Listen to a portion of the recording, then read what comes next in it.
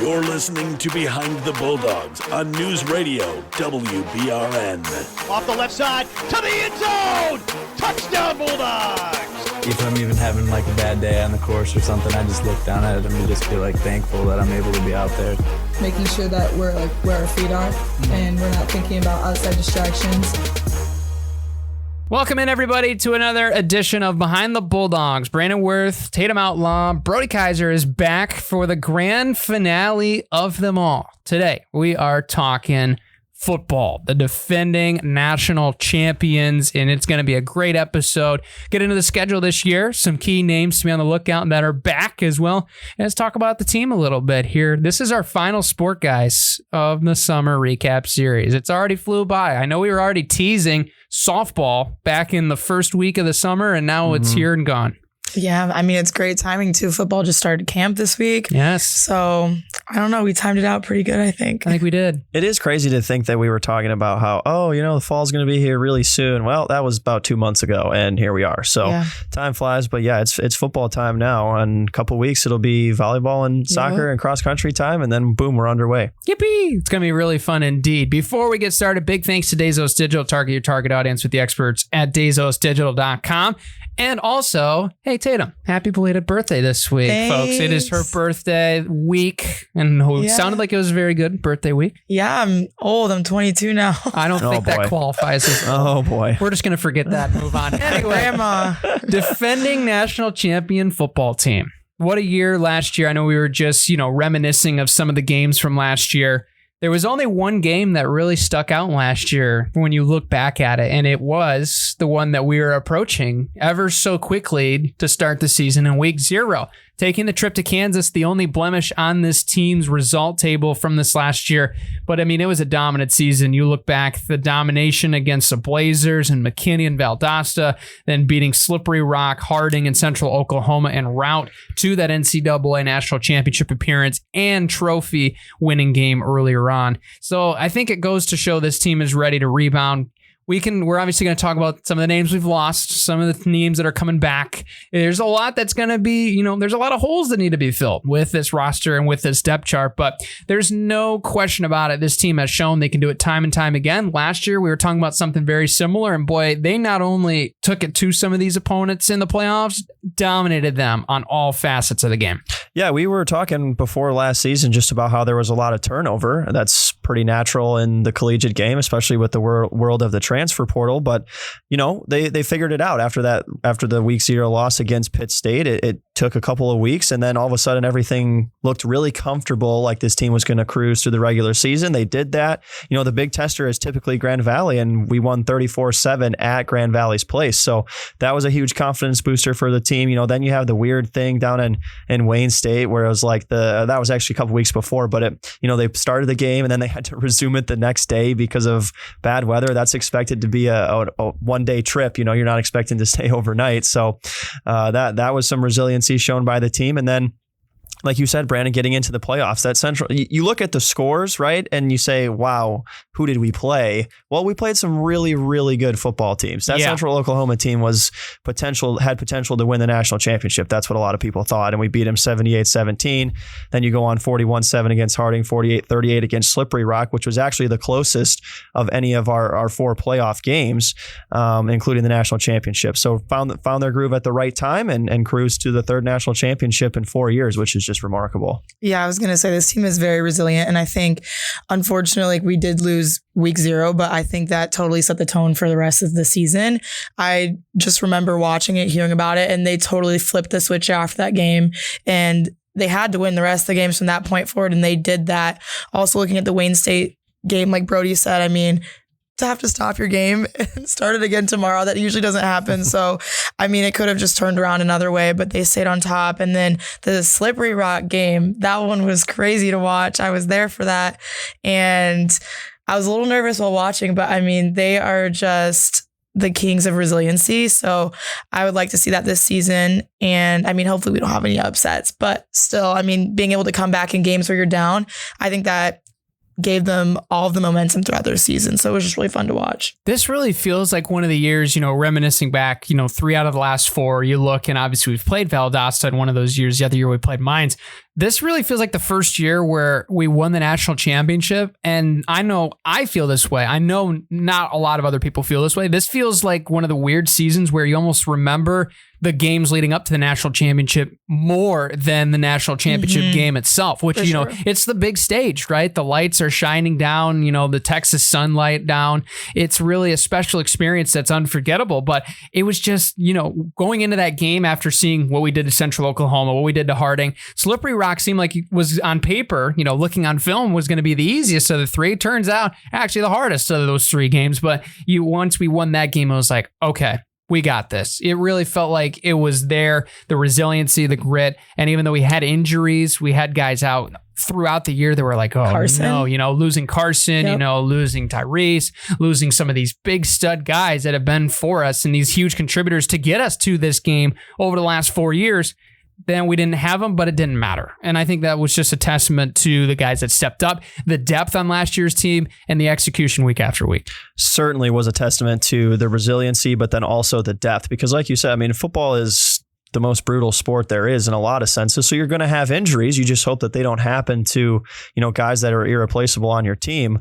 It's just a sad, inevitable truth about the game of football. But we had guys that stepped up when they needed to step up. What Trinidad was able to do after Carson went down, becoming the sole quarterback. Early in the season, they were running 50-50 essentially between Trinidad and Carson. And then Carson goes down and it's Trinidad's team. And he had an unbelievable season. You mentioned some other injuries, Brandon and Tyrese at the wide receiver position. You got guys like James Gilbert stepping up the last season that Amari O'Brien was able to have. Guys just found ways to take this team to new heights, and they really peaked at the right time at the end of the season. A couple of testers against Saginaw and then Davenport to close the regular season out, but then just the lock in, the focus in the playoffs. And like you said, maybe a little complacency when you get to that Slippery Rock game, thinking you beat the 2 potential other best teams that were left in the playoffs in Central Oklahoma and Harding, but it didn't matter. We were able to put our foot down in the second half, really come back. The secondary, after getting beat up pretty bad in the first half, clamped in that second half, and then the offense with an explosion in the second. So, I think that things clicked at the right time, and the depth was certainly a huge piece on both sides of the ball. For sure. And I think the hardest thing in athletics come back from is success, and having a team win so many national championships back to back like this. I think it is really hard for them to come back and still win another one. And I think I don't know, but from my perspective, it seems as though they have a mentality of defending the program. And I love that. And you can totally see it when you watch them play. So I'm just, not to jump ahead, but I'm excited to see who will step up this next season, because we did lose a lot of crucial players from this last season. But we have a great coach. We have a great program. This program has a legacy. So I'm just excited to see who those key players will be this next season. Absolutely. We talked to Jarvis Wyndham this week in media sessions, and he's the starting center for the team now.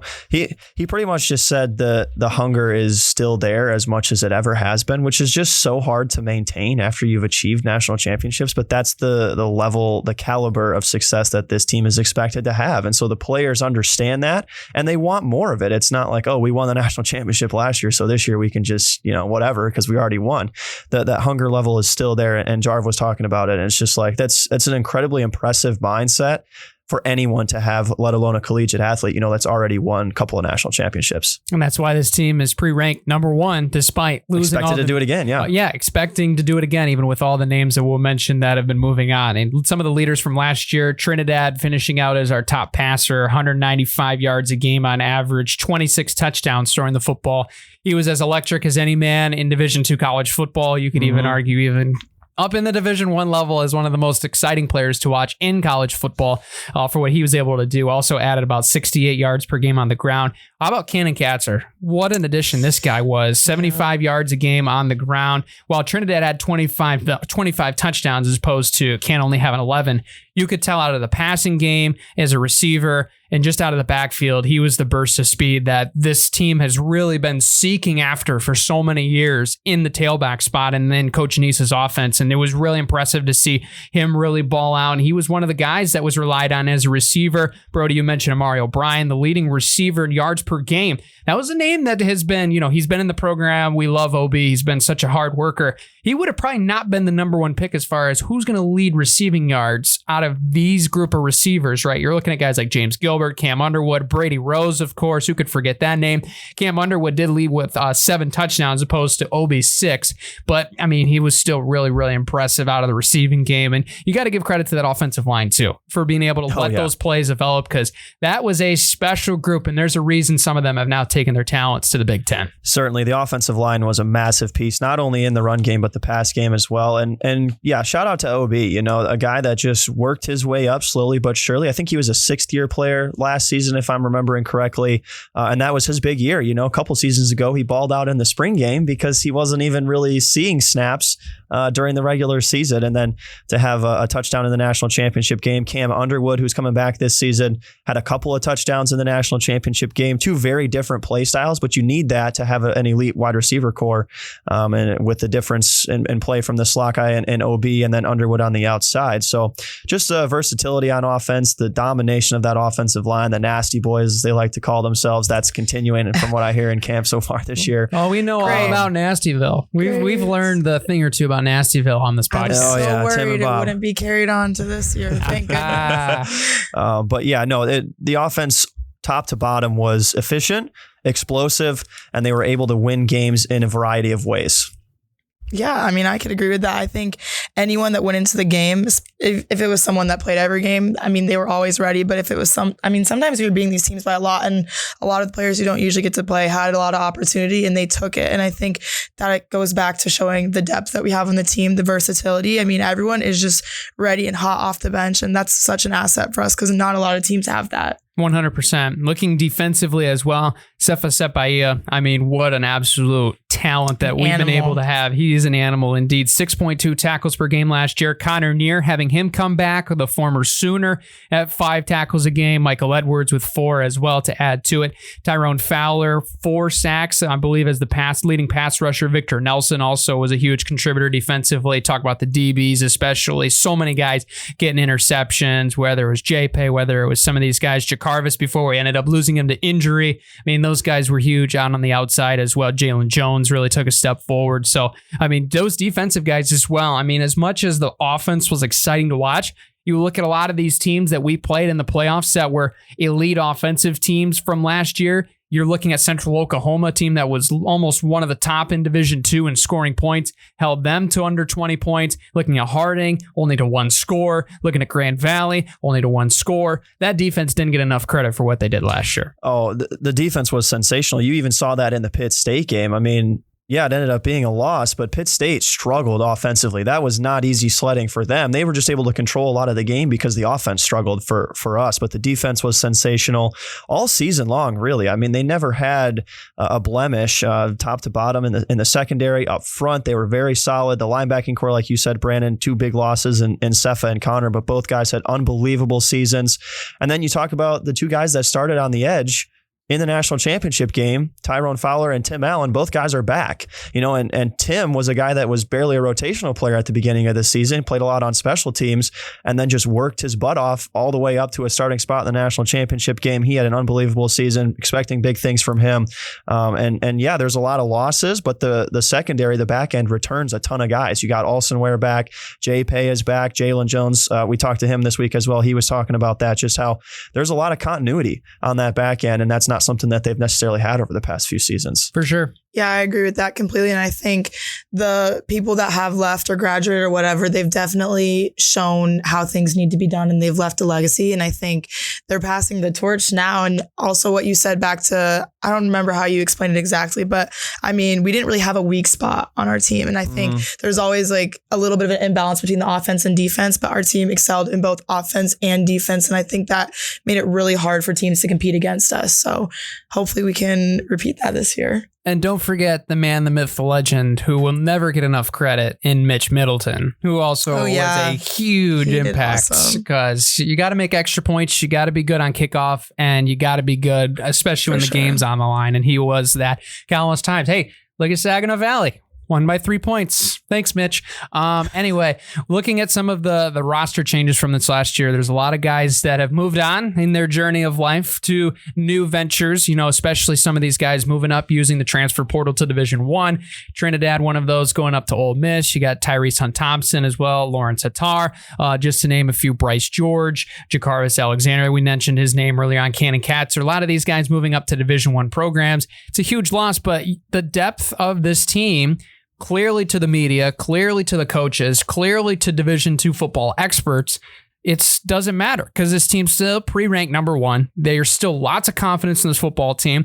There's still a lot of that hunger, Brody, that you've seen at camp. And obviously, you'd love to hear your thoughts on what you've seen so far here in a moment. But it just feels like you haven't lost anything, even though for a lot of people, it feels like we lost everything. Everything is still confident and they believe in this football team, which is a great sign of a great program. Yeah, certainly. We can talk a little more about camp in just a second. But in terms of losing a lot of players, you lose a lot of players, but you also return a lot of players. Right. Guys that have national championship experience, not necessarily just from last year, but a lot of guys are still back from the team 3 years ago. Maybe they weren't playing in that game. They were watching and learning as young players, true freshmen or whatever, but you return more than you lose. You look at the losses and you say, okay, well, those are some big time players. Yeah, they are, but you also return a lot of big time players. So I think that just goes to the confidence and truthfully, maybe the thing that provides the most confidence is TA.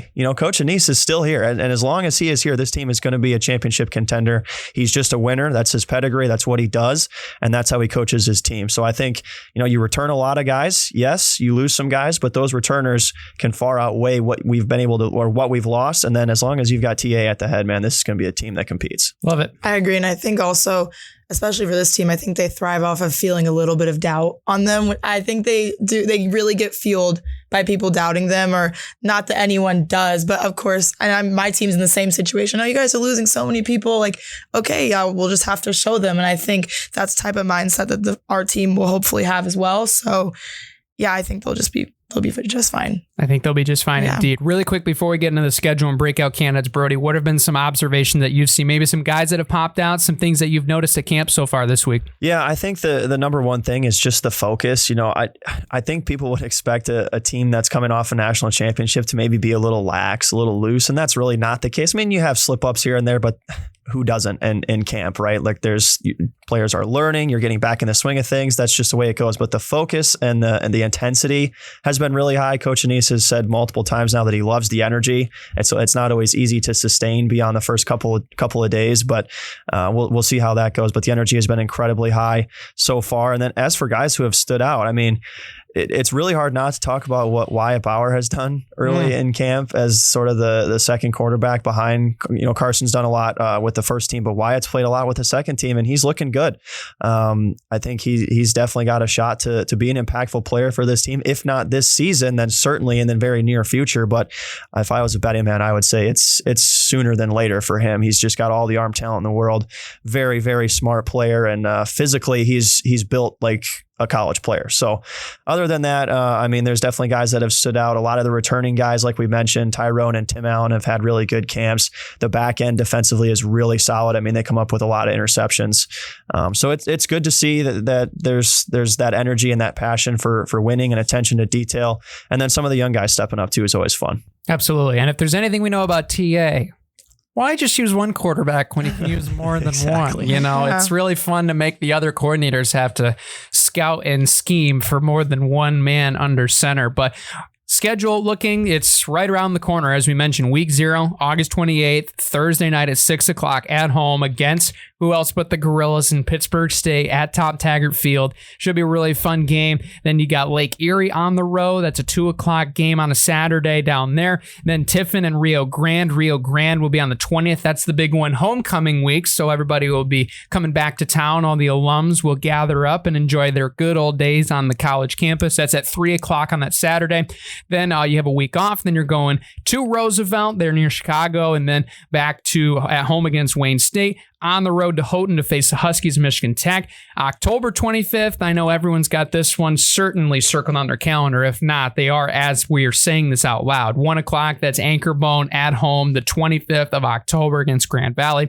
Then November 1st at home against Northern Michigan. And then a really interesting way to end the season at Saginaw Valley and Davenport back-to-back on the 8th and the 15th before we get into what we hope another playoff round draw that ensuing week. But also, we would love to have a bye as well. Either one of those will work. But still, good schedule overall. You got, obviously, Pittsburgh State right out of the gate. You're going to have those tough conference teams. Saginaw Valley, of course, Grand Valley, Davenport. Obviously, Michigan Tech's always giving us fits, too. And so those will obviously be tough teams. But expect this team to win a lot of games this year because a lot of these teams look very similar to what we've seen last year. And this team is confident. And they've shown the consistency year after year. They should expect to win a lot of games. Yeah, they certainly should. And, it's exciting starting the season against Pitt State again, this time at home, just because of the way the game went last year. You ask any of the players, any of the team, and they're going to tell you that it's a new season. They're just excited to kick off the year. But the human nature part of you, even as a fan, you just want to win that game, right? Because you won the national championship last year, and the only team that was able to beat you is this team. And yeah, it's a different season, but I get it. They're trying to just focus on playing the game. But there's certainly some emotion there for Bulldog fans. So that's a fun one. Brandon, you mentioned Grand Valley at home. I believe it's the first time in 3 years that we've played Grand Valley at home. The last 2 seasons have been on the road, if I'm remembering that correctly. So that'll be fun to have that game back in Big Rapids. Yeah. And then a couple of testers to end the season at Saginaw, at Davenport. Those are 2 teams that usually play us pretty tough. And to go on the road and have to close against those teams in back-to-back weeks is certainly not going to be an easy feat. Not that we need our toughest games to be at home, but I will say it is nice that we have some of our tougher games at home this year. And I think it'll be fun for us to be able to watch from our town. I had to watch a lot on the road and on my TV in my apartment or whatever. So I think that'll be a little bit of an advantage for us. I don't know. So yeah. Yeah, I think a lot of people want to bring this rivalry back to Big Rapids. Like, hey, we've traveled the 60 miles. It's your turn. Drive up north. I mean, we don't need to be on our field, but it is always nice. So. Oh, sure. Of Excited course. for that. Fan base always travels for that game regardless. Yes. It's always great. Looking, of course, to finish out the show with our breakout candidates. We'll each pick one player we think is going to have a breakout year.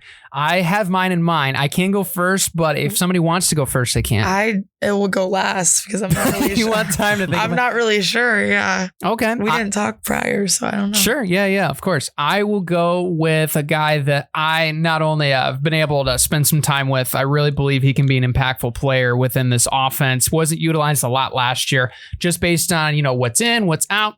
I think we could see more Jeremiah Lee this year. You saw my computer screen, didn't you? No, I literally just looked at the roster. I was going to say him. Oh, I'm sorry, but I got to go with Jay Lee. He's a great friend of the show, but he's got the tools, man, the skill, the size. Well, maybe not necessarily the size, but the speed to complement his skill, his agility, his route running is improved by what I've seen and heard in camp so far. And he could be a really good tool to this offense and utilize, maybe not necessarily in the same way as Brady Rose, obviously different tools for different guys, but I think he could be a guy that could be an asset in this offense, considering some of the speed we lost on that side of the football last year. Yeah, I think that's a great call. For mine, I'm going to go with a different, same side of the ball offense, but a different position. And I can talk as long as you need, Tatum, for you to keep scrolling. So you just, keep giving me hand signals. That was like the only person I had thought of. And I was like, I need more time. But yeah, I'm also going to take an offensive player, and I'm going with Ben Pristula. I think, the coaching staff is really high on him so far from what I've heard from the other offensive linemen, specifically Jarvis today or earlier this week. He likes what he sees from Ben. He's got all the talent in the world, big guy, athletic guy, can move a lot on that offensive line. He's listed at least on last year's roster, 6'4", 300 pounds. So if he's able to even bulk up a little more coming into his redshirt sophomore season, I mean, this is a guy that could be seriously good as we're trying to replace a couple spots on the left side of the offensive line. So you got Jarv and you got the Anderson brothers. Who else is it going to be on the offensive line? I think Ben Pristula is the perfect candidate to step up and fill the shoes. He's good in pass pro. He's good in run blocking. And he's definitely a guy that I could see being an all-GLIAC type of lineman if he has a great season this year. I'll say this, watching that group, a lot of those guys move in and out. If you don't know Ben Pristula on this offense, you don't know ball. Sorry, I hate to say it, but he is going to be one of those guys this year that you can tell from last year in the limited time was an absolute dog. And I can't even imagine with more PT what he's going to be able to do. Tatum, last but certainly not least, who's your pick? I don't know how great this pick is, only because this person had a little bit of time this year, but I'll pick a defensive player since Like you it? guys picked offense. I'll go with Tim Allen just because he wasn't consistently in all of the games, but the games that he was in, he made an impact. And I think throughout the season, his opportunity grew. So I would like to see him bring that into this next season. Tim's going to have a huge year. I firmly believe that. Yeah, I mean, you look at, he played in 13 games last year. I mean, he only had 26 tackles. You can definitely see that number going way up this year. I think if he stays healthy and just continues to stay consistent, he'll be a key player for us. Yeah, especially losing some of those guys at the second level. It's going to be even more imperative. Those D-line guys returning, they're going to take it up a notch. So you can expect a good year. I like that pick. I like that one. Before we go really quickly, Brody does have to fulfill his obligation for volleyball. If you would like Brody to pick one. That's completely fine. I know based on what you guys were talking about, Brandon, you chose Haley Wegner last week. I did. Tatum, you chose Lindsay. Yep. Is that correct? Okay. Yep. I just want to make sure I didn't double dip, but I do think I love the call on Lindsay. She was actually my breakout pick last year, I believe. It's just sad to see that she was kind of battling some injuries, getting through some things, but I like her game a lot. My pick this year will be Alana Deshetsky. She was a standout player coming in. I know that she actually played a good amount last year, considering all the talent that was in front of her, just in terms of leadership and veteran players on the team. So for her to not be redshirted, to get out there, some experience, I think she could be a really impactful player. And I don't know, I liked that she came in as a freshman with a team of All-Americans around her essentially and wasn't redshirted. She played her whole freshman season. So I'll trust Tia's instincts there and take Alana as my breakout. It's a good pick. She is a competitor, a strong competitor. So that's a good pick. She's going to be great indeed. And that's going to do it. We got 4 breakout picks in an episode in the books. And that's our last sport too of the entire summer. So crazy. I know, isn't that crazy? It's insane. So tell you what, fans listening, and if you're especially with us right now, follow along at @behind_Bulldogs. We got one more Q&A in our books before we conclude the summer series. So be sure to follow along. Give us a follow, whether you're with us on X or if you're on Instagram. Follow along with the stories. And if you follow our personals too, as far as our accounts, you can do that as well. Submit your questions for the final episode, and we'll get them wrapped up before we get to the fall and everybody comes back to campus. So we'll see what the people have to say. Sweet. All right. Well, thanks, guys. I guess we'll adjourn until next week here on Behind the Bulldogs.